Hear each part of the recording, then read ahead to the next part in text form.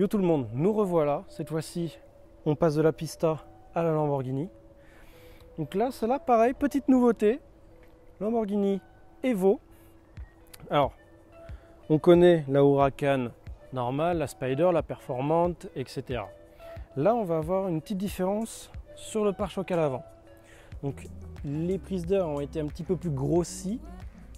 Le design est un petit peu plus agressif encore. On reprend toujours les mêmes phares avec la signature lumineuse en W. Je vais voir si je peux peut-être l'allumer.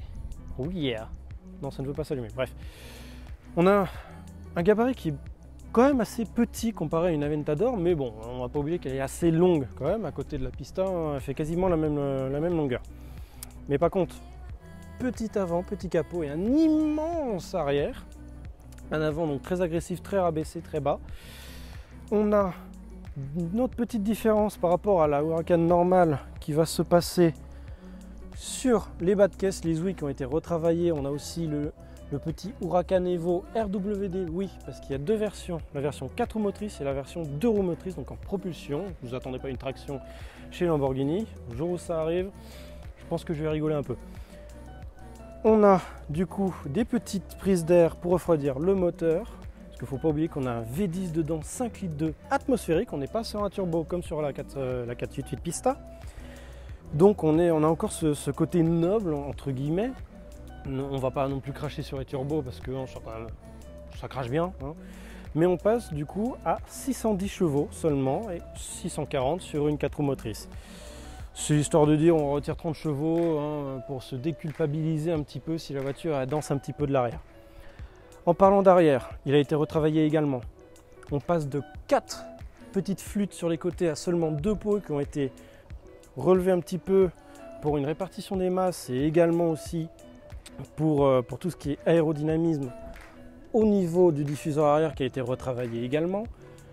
On a le logo Lamborghini qui est juste ici. On a cette fois-ci un ducktail. Moi j'adore, je suis un grand fan des ducktails. Alors on connaît le ducktail surtout par les Porsche, etc. Donc petite queue de canard ici qui peut donc du coup se relever. Ici on a cette espèce de carapace qui donne un côté très sportif, très agressif à cette Lamborghini. Puis bien sûr le V10 qui est juste là. On va avoir des jantes colossales qui vont être donc en 20 pouces, en 305 à l'arrière. Des étriers qui sont quand même assez musclés. Et des petits disques qui sont avec un petit motif très rigolo. Les pneus, visiblement, on voit qu'elle a fait un petit peu de circuit. J'ai envie de dire, c'est fait pour ça. À l'intérieur, bon, on reconnaît bien sûr les poignées Lamborghini. Alors moi qui suis gaucher, c'est le bonheur, donc je suis obligé d'ouvrir avec la main droite. Alors là, la config, moi je trouve que c'est assez discret, donc un joli petit gris, très très beau, avec un intérieur qui est donc tout en cuir avec un petit peu d'Alcantara ici. Oh oui, j'ai trouvé un jouet, une petite bombe au poivre. Voilà, j'ai enfin mon petit objet mythique. Donc Alcantara ici, du cuir de partout, très luxueux, avec surpiqûre rouge. Ici, contrôle des rétros, etc. La poignée, verrouiller les portes. Le volant avec une forme très géométrique qu'on connaît chez Lamborghini. Les palettes qui bien sûr qui sont dissociées en fait du volant. Parce qu'à tout moment j'explose la porte de la Ferrari. Les propriétaires me facturent 10 millions pour remplacer ça. Non, je me mets en liquidation judiciaire, ça va être génial. Donc du coup, le volant, on va commencer vraiment avec le centre. Voilà. Donc klaxon, etc., les petits boutons pour contrôler. Chez Lamborghini, on a le clignotant qui est juste là, c'est-à-dire que quand tu commences à tourner, tu ne sais plus tellement où tu as ton clignotant, où est-ce que tu vas. Les essuie-glaces ici, les palettes comme on l'avait dit. 3 modes de conduite, Strada, Sport, Corsa. Strada donc pour la route, Street, Strada, bref. Sport pour sport, voilà. Et Corsa pour j'ai envie de mourir, voilà, parce que ça désactive tout. Alors, oui et non, c'est permissif. Après, tu as le bouton ESC off ici où tu peux encore taper dans le dur, on va dire. Petit écran ici, tactile. Ça change de la Lamborghini Huracan classique où on avait vraiment ce style aviation, etc. avec vraiment des gâchettes de partout, des boutons, des molettes, etc. Moi qui suis un grand fan de molettes, là je perds ça, je suis perdu avec la technologie. Ça fait un petit peu, ça fait un petit peu vaisseau spatial là pour le coup pour moi.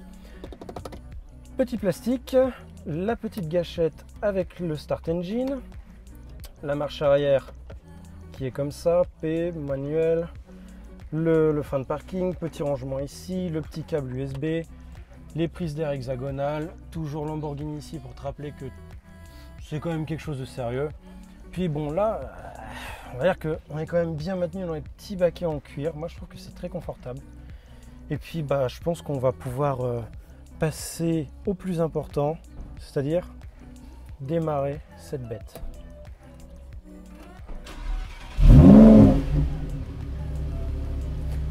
On est en Strada, hein. Donc on va pas chercher... Non, tais-toi, arrête de biper. Non. Bref, c'est pas grave. Écran full digital, avec toutes les informations ici et ici. Et puis bon, avant que les gens commencent à devenir sourds, je vais peut-être arrêter le moteur. Voilà. Donc bref, Huracan Evo, tout est digital ici. Et puis donc tous les contrôles des phares se passent sur le côté, donc des petits boutons, le lift, etc. Les fenêtres. Et puis je pense que maintenant la deuxième chose qu'on veut voir, avant tout, c'est le cœur de la bête. Parce qu'il ne faut pas oublier qu'on a un V10 dedans, 5 litres d'eau atmosphérique. On n'est pas sur un turbo comme sur la 488 Pista. Le coffre est vraiment minuscule. J'ai jamais vu un coffre aussi petit. Si. Aussi petit que ça, j'ai vu la Bugatti. Bugatti Veyron, c'est vraiment encore plus petit que ça. Mais là, concrètement, voilà. Là, je suis dans le fond, ça m'arrive un petit peu plus haut que le coude. Hein. Pas dire que tu vas partir en vacances avec ça. Mais tu peux y aller très vite. Ça, c'est l'avantage. Casse rien. Non, moi, je peux pleurer si le propriétaire commence à me facturer un pare-choc, une porte sur la Ferrari. Non, je vais devenir fou. La clé, on va terminer là-dessus. Clé Lamborghini avec le petit logo ici. C'est une clé de... Oui, je vais le dire. Oui, c'est une clé de Audi. Oui, voilà, une clé de Audi R8. Ouais, je l'ai dit, c'est bon. C'est le même V10 qu'il y a dans la R8. On connaît. Bref, on va terminer sur cette jolie note. Instagram, pgr.59 pour moi. iSixy derrière la caméra et quelque part toujours en train de courir nu dans les champs. Supercar en Suisse. N'hésitez pas à nous écrire si vous avez une petite voiture à nous présenter. Et puis le site supercar6.com sur lequel je me fatigue à écrire des articles, s'il vous plaît, lisez-les. Il y a pas mal de choses, l'histoire, etc. Blablabla. Il y a les rassos. Petit abonnement, pouce bleu, cloche des notifications. J'en perds mon latinus avec ces deux petites pépites.